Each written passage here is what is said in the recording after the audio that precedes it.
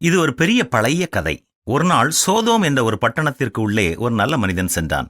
கடவுளின் நியாய தீர்ப்பில் இருந்து அந்த பட்டணத்தை காக்க வேண்டும் என்பதுதான் அவனுடைய ஆசை. இதற்காக அவன் ஒவ்வொருவரிடமும் பேச்சு கொடுத்தான். ஆனால் யாருமே அவனை கண்டுகொள்வதாக இல்லை. எனவே மனம் திரும்புங்கள் என்று பெரிதாக எழுதி அதை சுமந்து கொண்டு சென்றார். அதையும் யாரும் கருத்தில் கொள்ளவில்லை. கடைசியாக அவர் தெரு தெருவாக சென்றார். சந்தை வழிகளிலே நின்று, அன்பு சகோதர சகோதரிகளே, மனம் திரும்புங்கள், நீங்கள் பாவம் செய்து கொண்டிருக்கிறீர்கள், உங்கள் பாவமே உங்களை கொன்றுவிடும், உங்கள் வாழ்க்கையை அழித்துவிடும் என்று கூறினார். எல்லோரும் அவரை பார்த்து சிரித்தார்கள். இருந்தாலும் அவர் இந்த வார்த்தைகளையே சொல்லிக் கொண்டு திரிந்தார். ஒரு நாள் ஒரு மனிதன் அவரை வழிமறித்து, நீ இவ்வாறு கத்துவதால் எந்த பிரயோஜனமும் இல்லை என்பது உனக்கு தெரியாதா என்று கேட்டான். அதற்கு அவன், எனக்கு நன்றாக தெரியும் என்று சொன்னான். பின்பு ஏன் இவ்வாறு கத்திக்கொண்டு சுத்தி கொண்டு அலைகிறாய் என்று அந்த மனிதன் மீண்டும் கேட்டான். பட்டணத்திற்குள் புதிதாக வந்த அந்த மனிதன் அவரை பார்த்து, நான் இந்த பட்டணத்திற்குள் வந்தபொழுது இந்த மக்கள் மனங்களை மாற்றிவிடலாம் என்று எண்ணினேன். இப்பொழுது எனக்கு பயம் வந்துவிட்டது.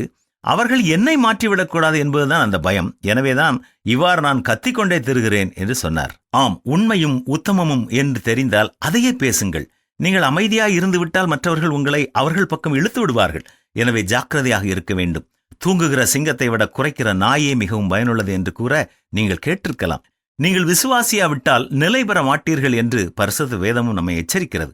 எனவேதான் தாவீது என்ற அரசனும் துன்மார்க்கருடைய ஆலோசனையில் நடவாமலும், பாவிகளுடைய வழியில் நில்லாமலும், பரியாசக்காரர் உட்காரும் இடத்தில் உட்காராமலும், கர்த்தருடைய வேதத்தில் பிரியமாயிருந்து இரவும் பகலும் அவருடைய வேதத்தில் தியானமாயிருக்கிற மனுஷன் பாக்கியவான் என்று எழுதியிருக்கிறார். நம்மை சுற்றி நடைபெறுகிற அசுத்தங்களால் நாம் கரைபடாதபடி நம்மை காத்துக்கொள்வோமா?